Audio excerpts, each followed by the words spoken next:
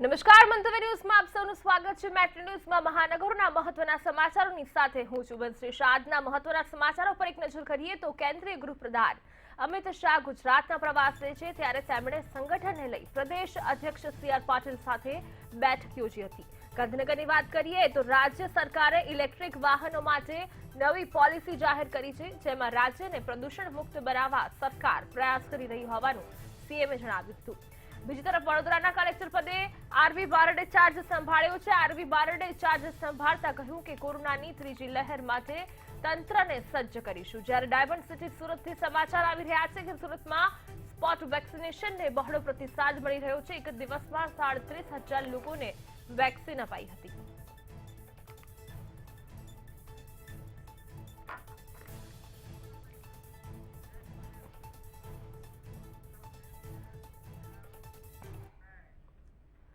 તો હવે વાત મેઘમહેરની।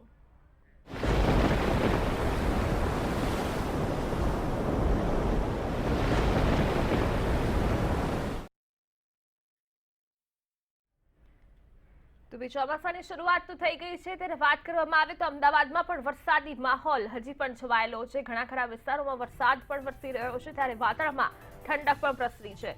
વિવિધ વિસ્તારોમાં હળવો વરસાદ વરસી રહ્યો છે। વાત કરીએ તો એસજી હાઈવે વેજલપુર મકરબા વિસ્તારમાં વરસાદ જોવા મળ્યો। જુહાપુરા સરખેજ સહિતના વિસ્તારમાં પણ વરસાદી ઝાપટા પડ્યા। હવામાન વિભાગ દ્વારા આગાહી કરવામાં આવી હતી કે એ મુજબ વરસાદ મહેરબાન થયો છે। અમદાવાદમાં વરસાદી માહોલ જે છે તે યથાવત છે। છેલ્લા ઘણા દિવસોથી જોઈએ 4-5 દિવસથી વાતાવરણમાં પલટો જોવા મળી રહ્યો છે, ત્યારે વાદળછાયું વાતાવરણની સાથે ઘણા ખરા વિસ્તારોમાં વરસાદ પણ વરસ્યો। અમદાવાદના વિસ્તારોની વાત કરીએ તો એસજી હાઈવે વેજલપુર મકરબા જુહાપુરા અને સરખેજ સહિતના વિસ્તારોમાં મેઘમહેર થઈ છે। હવામાન વિભાગ દ્વારા જે પ્રમાણે આગાહી કરવામાં આવી હતી તે પ્રમાણે વરસાદ પણ વરસી રહ્યો છે। આપ જે દ્રશ્ય જોઈ રહ્યા છો ટીવી સ્ક્રીન પર તે અમદાવાદના છે। અમદાવાદમાં વાતાવરણમાં પલટો આવ્યો છે અને વાતાવરણમાં ભારે ગરમી અને બફારા બાદ હવે ઠંડક પણ પ્રસરી ચૂકી છે। તો વિવિધ વિસ્તારોમાં હળવો વરસાદ જોવા મળ્યો। વધુ માહિતી માટે અમારા સંવાદદાતા આયુષી યાજ્ઞિક જોડાય છે। જે આયુષી, અમદાવાદમાં વરસાદી માહોલ યથાવત છે અને હવામાન વિભાગની આગાહી જે પ્રમાણે હતી તે પ્રમાણે વરસાદ પણ વરસી રહ્યો છે, ત્યારે શું છે અપડેટ?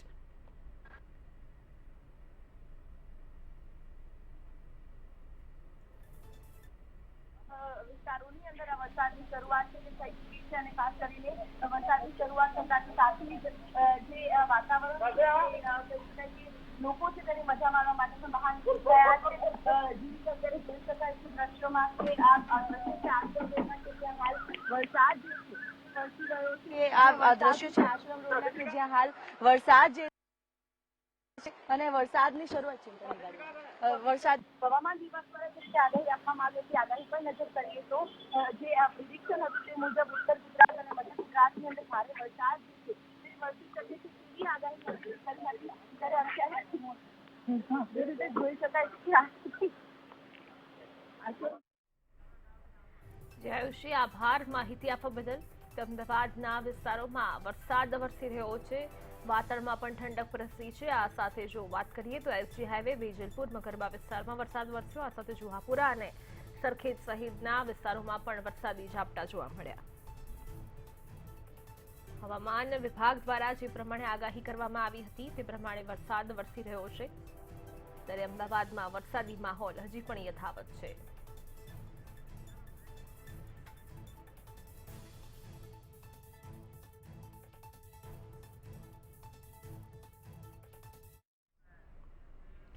વાત કરીશું અરવલ્લીની। અરવલ્લી જિલ્લામાં પણ સાર્વત્રિક વરસાદ જોવા મળ્યો છે। મેઘમહારાજાની એન્ટ્રી થઈ છે, ત્યારે ધનસુરા બાયડ માલપુરમાં વરસાદ વરસ્યો છે। વરસાદથી સ્ટેટ હાઈવે પર પાણી પણ ભરાયા છે। ખેતીલાયક વરસાદથી ખેડૂતોમાં ખુશીનો માહોલ પણ છવાયો છે અને સાથે તેમણે પણ વાવણી માટેની તૈયારીઓ શરૂ કરી દીધી છે। તો અરવલ્લી જિલ્લામાં સાર્વત્રિક વરસાદ નોંધાયો, જેના પગલે સ્ટેટ હાઈવે પર વરસાદી પાણી ભરાયા છે। આ સાથે ખેતીલાયક વરસાદ વરસી રહ્યો હોવાના કારણે ખેડૂતો પણ ખુશ થઈ ગયા છે અને તેમણે પણ વાવણી માટેની તૈયારીઓ શરૂ કરી દીધી છે।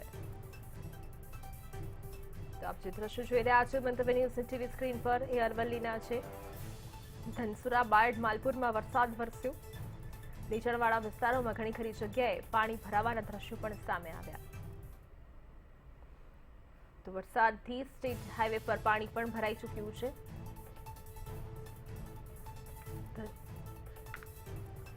ત્યારે ખેતીલાયક વરસાદથી ખેડૂતોમાં ખુશીનો માહોલ જોવા મળ્યો.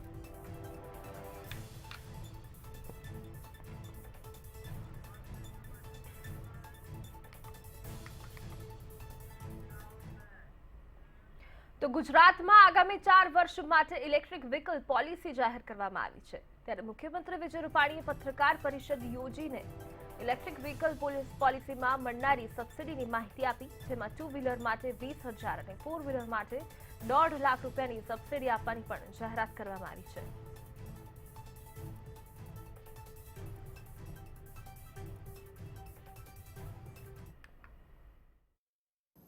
ટુ વ્હીલર માટે 20,000 સુધી આપણે સબસિડી આપીશું. વિકલ્પ દીઠ 20,000 સુધીની સબસિડી આપીશું. 3 વ્હીલરમાં 50,000 રૂપિયા સબસિડી આપીશું. એટલે રિક્ષા જે લેશે એને 50,000 રૂપિયા સુધીની સબસિડી આપીશું. અને 4 વ્હીલરમાં 1.5 લાખ રૂપિયા સુધીની સબસિડી આપણે આપીશું. પ્રદૂષણનું પ્રમાણ, કાર્બન ડાયોક્સાઇડ ઓછો થાય અને ઇલેક્ટ્રિક વ્હીકલથી ગાડીઓ ચાલે તો શહેરોમાં હાઈવે ઉપર પ્રદૂષણ મુક્ત ગુજરાતને બનાવવાની દિશામાં આપણો આ પ્રયાસ છે. અને એટલા માટે અમે લોકોએ ઇલેક્ટ્રિક વ્હીકલ માટેની પોલિસી, અને ભારતમાં ગુજરાત એવું પહેલું રાજ્ય બનશે કે જેને ઉદાર રીતે નીતિ રીતિ બનાવીને આ પોલિસી આજે હું એની જાહેરાત કરું છું. વધુ મહત્વના સમાચાર પ્રાપ્ત થઈ રહ્યા છે. અમિત શાહનો બેઠકોનો દોર જે છે તે શરૂ થઈ ગયો છે. ત્યારે સરકાર અને સંગઠન કક્ષાની બેઠકો યોજાઈ. પ્રદેશ અધ્યક્ષ CR પાટીલ સાથે બેઠક યોજાઈ. ઉપાધ્યક્ષ પૂનમ વાજપેયી, શહેર મહામંત્રી કૌશિક જૈન પણ તેમાં ઉપસ્થિત છે. ત્યાં સાથે અમદાવાદ શહેર સંગઠન મામલે મહત્વની બેઠક યોજાઈ. સાથે કલેક્ટર સંદીપ સાગલે પણ સર્કિટ હાઉસ પહોંચી ચૂક્યા છે. કે કૈલાશનાથ પણ સર્કિટ હાઉસ ખાતે પહોંચ્યા છે. મુખ્ય સચિવ અનિલ મુકીમ પણ સર્કિટ હાઉસ ખાતે પહોંચી ચૂક્યા છે. ત્યારે અમિત શાહનો બેઠકોનો દોર જે છે તે શરૂ થઈ ચૂક્યો છે. સરકાર અને સંગઠન કક્ષાની બેઠકો મળવાની છે. વધુ માહિતી માટે અમારા સંવાદદાતા સોનલ અણકટ જોડાયા છે. જે સોનલ, અમિત શાહનો બેઠકોનો દોર જે છે તે શરૂ થઈ ગયો છે, ત્યારે હાલની શું છે અપડેટ?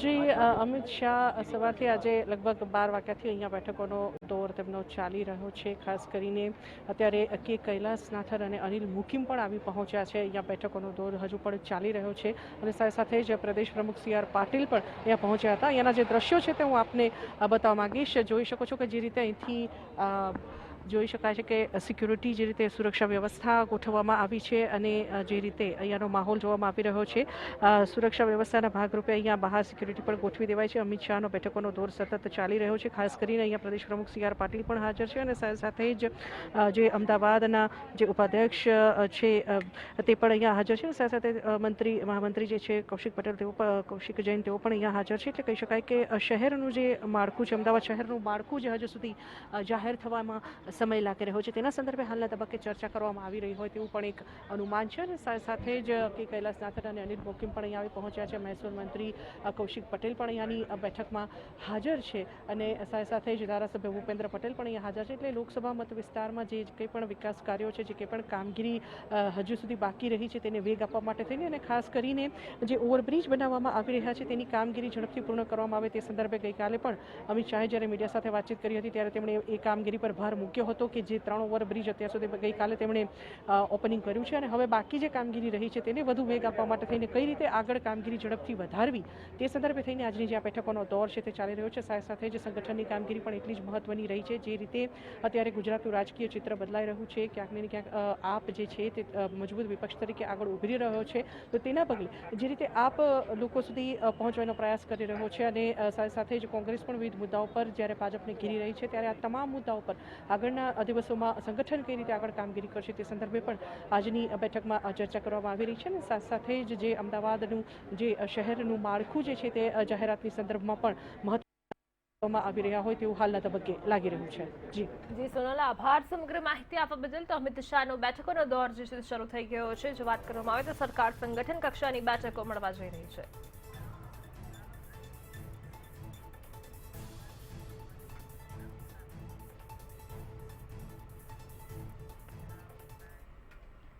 તો ગુજરાત વિધાનસભાની ચૂંટણી પહેલા જ મહત્વના અને મોટા સમાચાર પ્રાપ્ત થઈ રહ્યા છે. કોંગ્રેસમાં બેઠક પોલિટિક્સનો દોર જે છે યથાવત જોવા મળ્યો.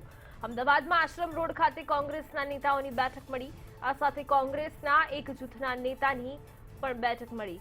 હિંમતસિંહ પટેલ, શૈલેષ પરમાર, રાજુ પરમાર પણ આ બેઠકમાં હાજર રહ્યા. સાથે ગૌરવ પંડ્યા, બિમલ શાહ, નરેશ રાવલ અને સાગર રાયકા પણ હાજર રહ્યા. તો ગુજરાત વિધાનસભાની ચૂંટણી પહેલા મોટા સમાચાર કહી શકાય તેમાં મહત્વના સમાચાર પ્રાપ્ત થઈ રહ્યા છે. કોંગ્રેસમાં બેઠક પોલિટિક્સનો દોર જે છે યથાવત જોવા મળી રહ્યો છે. અમદાવાદમાં આશ્રમ રોડ ખાતે કોંગ્રેસના નેતાઓની બેઠક મળી. કોંગ્રેસના એક જૂથના નેતાઓ આ બેઠકમાં રહ્યા. ત્યારે હિંમતસિંહ પટેલ, શૈલેષ પરમાર, રાજુ પરમાર, ગૌરવ પંડ્યા, બિમલ શાહ, નરેશ રાવલ અને સાગર રાયકા આ બેઠકમાં ઉપસ્થિત રહ્યા.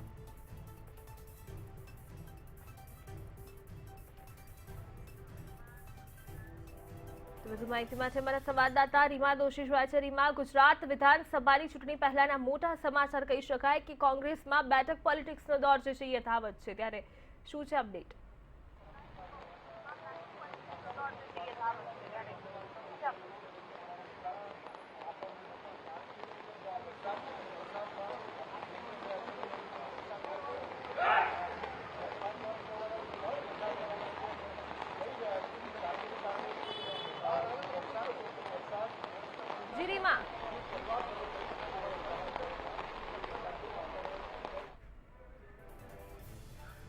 કરવામાં આવે તો કોંગ્રેસના એક જૂથના તમામ જે નેતાઓ છે તેમની હાલ આ નરેશ રાવલનું નિવાસસ્થાન છે કે જ્યાં બેઠક ચાલી રહી છે. ખૂબ જ મહત્વની વાત છે કે કોંગ્રેસના નેતા નરેશ રાવલના નિવાસસ્થાને હાલ આ બેઠક ચાલી રહી છે. ખાસ તો જો વાત કરવામાં આવે, હું કેમેરા પર્સનને કહીશ કે જે બેઠકોની જો વાત કરવામાં આવે તો જે સૌથી મહત્વની વાત છે કે નરેશ રાવલના નિવાસ સ્થાને કે જે રાવલ નિવાસ લખેલું છે ત્યાં આ બેઠક ચાલી રહી છે. ખૂબ જ મહત્વની વાત છે. આ બેઠકની જો વાત કરીએ તો આ બેઠકની અંદર કોંગ્રેસના તમામ સિનિયર નેતાઓ છે તે પણ હાલ ઉપસ્થિત છે. સાથે સાથે જ બીજી મહત્વની જો વાત કરવામાં આવે આ બેઠકની અંદર તો આ બેઠકમાં કોંગ્રેસના અહેમદ પટેલ જૂથના જે નેતાઓ છે તે ઉપસ્થિત છે. સાથે સાથે જ કોંગ્રેસના પાટીદાર જે ધારાસભ્યો છે, 3 ધારાસભ્યો તેઓ પણ હાલ આ બેઠકમાં ભાગ લેવા માટે આવી ચૂક્યા છે. એટલે ખૂબ જ મહત્વની આ બેઠક છે તે કોંગ્રેસ માટે કહી શકાય, કારણ કે અગાઉ આ જૂથે ભરતસિંહ સોલંકી સાથે પણ બેઠક યોજી હતી અને ત્યારબાદ હવે આ જૂથ જે છે તેઓ અલગ જ બેઠક જે છે તે અલગ સ્થળ ઉપર યોજી રહ્યા છે કે જ્યાં ભરતસિંહ સોલંકી ઉપસ્થિત નથી. પરંતુ સૌથી મહત્વની વાત છે કે એક તરફ કોંગ્રેસમાં વિધાનસભાના નેતાની જે બદલી છે તેની વાત ચાલી રહી છે, ત્યારે સાથે જ પ્રદેશ પ્રમુખની બદલીઓની વાત ચાલી રહી છે, ત્યારે તેની વચ્ચે કોંગ્રેસના આ નેતાઓની જે બેઠક છે તે ખૂબ જ મહત્વપૂર્ણ સાબિત થઈ શકે છે. જી, આભાર સમગ્ર માહિતી આપવા બદલ. અમદાવાદમાં આશ્રમ રોડ ખાતે કોંગ્રેસના નેતાઓની બેઠક યોજાઈ. ગુજરાત વિધાનસભાની ચૂંટણી પહેલાના મોટા સમાચાર કહી શકાય, જેમાં હિંમતસિંહ પટેલ, શૈલેષ પરમાર, રાજુ પરમારની સાથે ગૌરવ પંડ્યા, બિમલ શાહ, નરેશ રાવલ અને સાગર રાયકા પણ હાજર રહ્યા હતા. ત્યારે કોંગ્રેસના એક જૂથના નેતાઓની બેઠક મળી. આ બેઠક કોંગ્રેસમાં બેઠક પોલિટિક્સનો દોર જે છે યથાવત જોવા મળ્યો.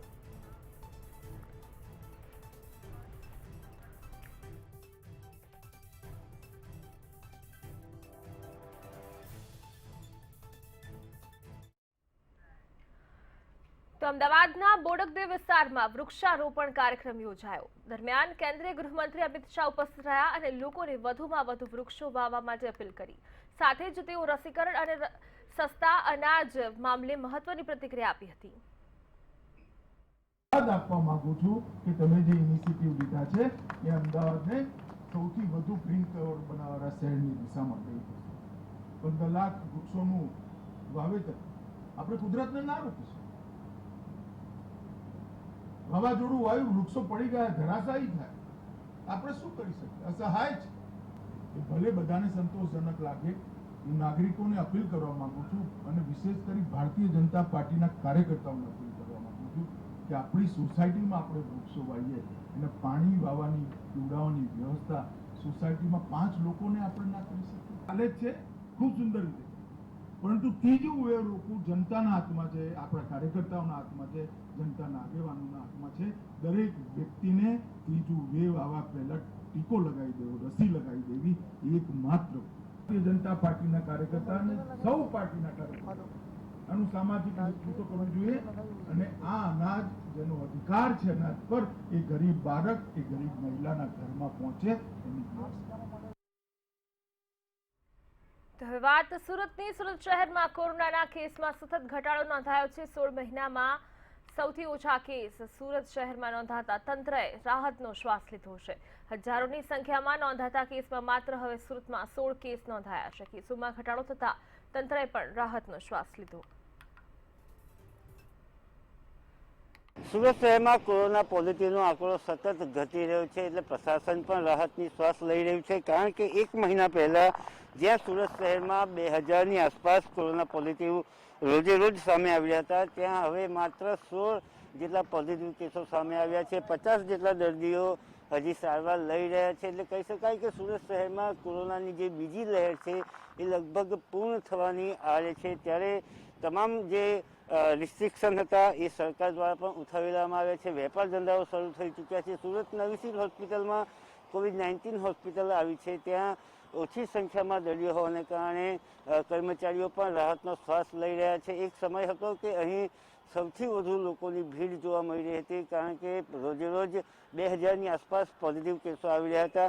સુરત મહાનગરપાલિકા દ્વારા ટેસ્ટિંગ, ટ્રેકિંગ અને ટ્રીટમેન્ટ પદ્ધતિ અપનાવવામાં આવી હતી, જેનું ફળ હવે મળી રહ્યું છે અને કોરોનાનો આંકડો જે છે એ સતત નીચો આવી રહ્યો છે. પરંતુ સાથે સાથે એક અપીલ પણ કરવામાં આવી રહી છે કે લોકડાઉન ખુલી ગયું છે, તમામ વેપાર ધંધા શરૂ થઈ ગયા છે, તો લોકોએ પણ COVID-19ની ગાઈડલાઇનનું પાલન કરવું અત્યંત જરૂરી થઈ પડે છે. કારણ કે ત્રીજી લહેર આવવાની જે સંભાવના વ્યક્ત કરવામાં આવી રહી છે, જો COVID-19ની ગાઈડલાઇન એટલે કે માસ્ક, સેનિટાઈઝર અને સોશિયલ ડિસ્ટન્સનું પાલન નહીં કરવામાં આવે તો ત્રીજી લહેર વધુ ખતરનાક બનીને ત્રાટકે તેવા સંજોગો, તેવી શક્યતાઓ હાલ જણાવવામાં આવી રહી છે. ટૂંકમાં અત્યારે સુરત શહેર કોરોના ફ્રી થઈ રહ્યું છે. માત્ર 16 કેસ પોઝિટિવ આવ્યા છે, ત્યારે પ્રશાસન અને સુરતવાસીઓ પણ રાહતનો શ્વાસ લઈ રહ્યા છે.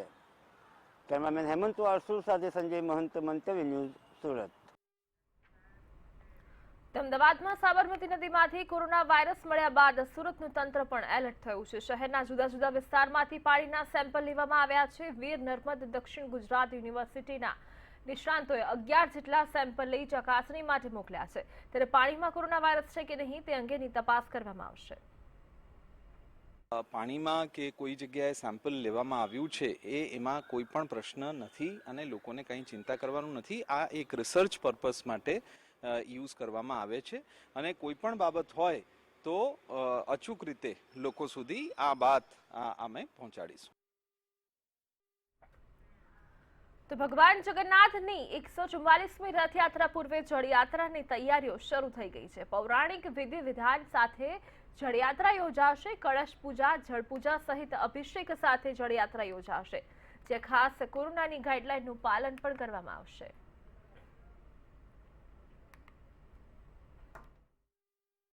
એ રીતે ભગવાનને અભિષેક છે.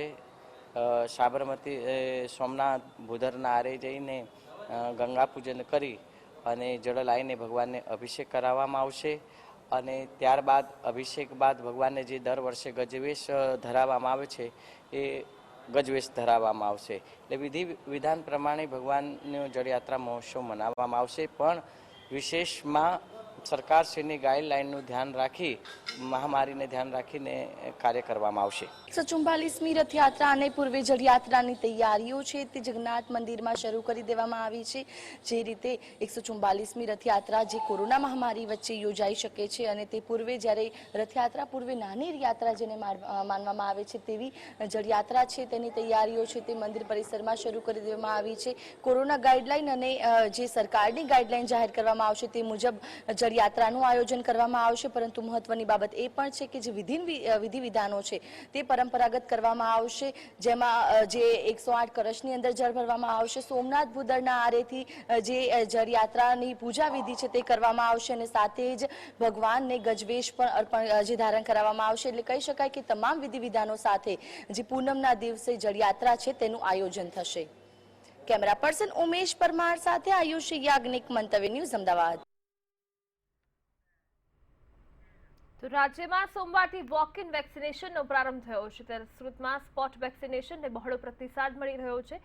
શહેરના ઉધના, લિંબાયત અને વરાછામાં સૌથી વધુ સ્પોટ વેક્સિનેશન થયું હતું, ત્યારે સોમવારના રોજ 37,000 લોકોએ સ્પોટ પર વેક્સિન લીધી હતી.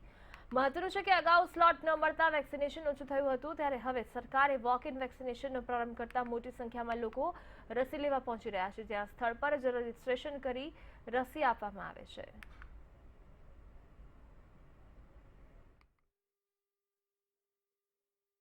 કોરોના સામેની જંગમાં વેક્સિનેશન એ રામબાણ ઇલાજ છે, ત્યારે સુરતવાસીઓમાં પણ વેક્સિન અંગે જાગૃતિ આવી છે. ખાસ કરીને જ્યારથી સરકાર દ્વારા સ્પોટ રજીસ્ટ્રેશન કરવામાં આવ્યું છે ત્યારથી લોકોની લાઈન અહીં વધી રહી છે. લોકો વેક્સિન મુકાવવા માટે આવી રહ્યા છે, કારણ કે વેક્સિન મુકાવવી એ તમામ વ્યક્તિઓને સુરક્ષિત કરવાની દિશામાં એક મહત્વનું પગલું કહી શકાય. અને સુરતના પનાસ ખાતે જે વેક્સિનેશન સેન્ટર આવેલું છે ત્યાં અહીં લોકો ધીમે ધીમે આવી રહ્યા છે અને વેક્સિન મુકાવવા અંગે તેઓમાં જાગૃતિ જે છે એ આવી ચૂકી છે, કારણ કે સુરત શહેર જ્યારે કોરોનાની બીજી લહેરમાં સૌથી વધુ ઘાતક લહેર સાબિત થઈ હતી અને સુરતમાં રોજે રોજ પોઝિટિવ કેસોનો આંકડો સતત વધી રહ્યો હતો. 2250 જેટલા પોઝિટિવ કેસ રોજે રોજ આવી રહ્યા હતા. ત્યારે આ પરિસ્થિતિમાં સુરતમાં લોકોને વધુ સુરક્ષિત બનાવવાની દિશામાં પ્રશાસન દ્વારા પણ કદમ ઉઠાવવામાં આવ્યા છે. અને ત્યારે મહત્વના સમાચાર પ્રાપ્ત રહ્યા છે. ભાજપના મંત્રીએ જ ભાજપ પર કટાક્ષ કર્યો છે. મોટા સમાચાર પ્રાપ્ત રહ્યા છે. રાજ્ય કક્ષાના મંત્રી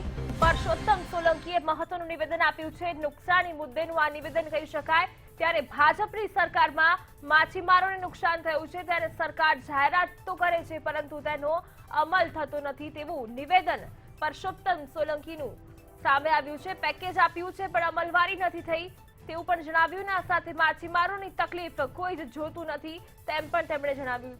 તો કહી શકાય કે ભાજપના મંત્રીએ ભાજપ પર જ આકરો કટાક્ષ કર્યો છે. સરકાર જાહેરાત કરે છે પરંતુ તેની અમલવારી નથી થતી. આ સાથે પેકેજ તો આપ્યું છે પરંતુ આ પેકેજની અમલવારી પણ નથી થતી જોવા મળતી, ત્યારે માછીમારોની તકલીફ અંગે તેમણે કટાક્ષ કર્યો છે. વધુ માહિતી માટે અમારા સંવાદદાતા વિરેન જોડાયા છે. જી વિરેન, ભાજપના મંત્રીએ ભાજપ પર જ કટાક્ષ કર્યો, પરસોત્તમ સોલંકીનું આ નિવેદન, શું છે અપડેટ? ત્યારે રાજ્ય કક્ષાના મંત્રી પરસોત્તમ સોલંકીએ આ મોટું નિવેદન આપ્યું છે.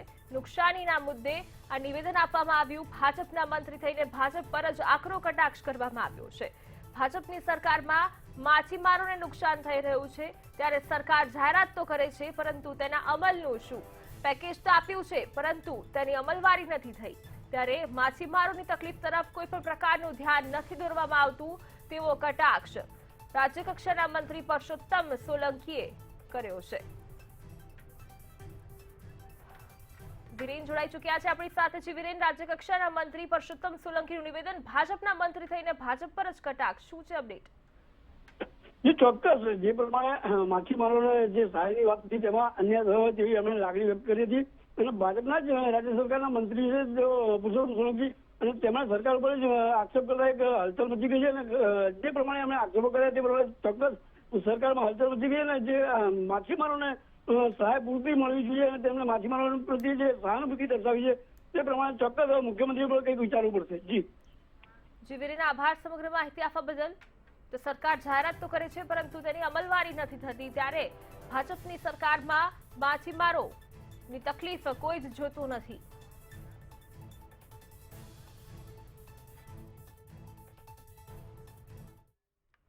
તો આ સાથે બુલેટિનમાં બસ આટલું જ. મંતવ્ય ન્યૂઝના વધુ સમાચાર અને પડેપડની અપડેટ માટે જોડાઓ મંતવ્ય ન્યૂઝની વેબસાઇટ સાથે. માટે લોગિન કરી શકો છો મંતવ્યન્યૂઝ.com સાથે. નમસ્કાર.